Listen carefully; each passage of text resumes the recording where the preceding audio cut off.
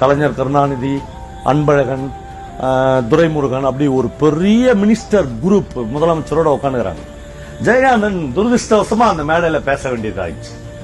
அவர் சொல்றாரு, இப்படி இந்த மேடையை பாக்குறாரு, பார்க்கும்போதே நம்ம ஆளுக்கு வந்து கை காலெல்லாம் உதறல, அப்படி அப்படி உட்காந்துருப்பாங்கல்ல அவங்க, அந்த அப்படி தும்பப்பூ வேஷ்டி கட்டி அப்படி தோரணிகளோட.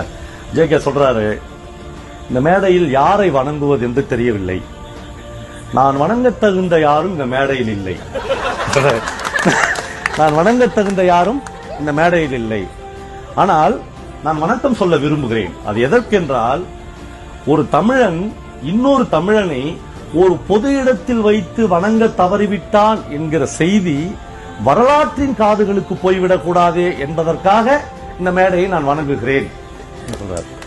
கலைஞர் வந்து சொற்போர்ல ஜெயகாந்தன் தாண்டினவர்ல, அவரு பேச்சு வந்து அவர் பேச ஆரம்பிக்கும் சொல்றார், நண்பர் ஜெயகாந்தன் நாங்கள் எல்லாம் வணங்க தகுந்த ஆட்கள் இல்லை என்று சொன்னார், ஆனால் நான் அவரை வணங்குகிறேன் அப்படின்னு ஆரம்பிக்கிறார்.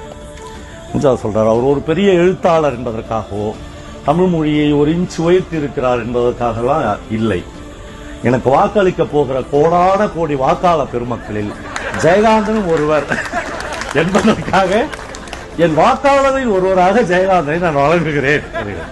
அப்படி ஒரு சுவாரஸ்யம் வந்து ஒரு ரைட்டருக்கும் அந்த திராணி இருந்துச்சு.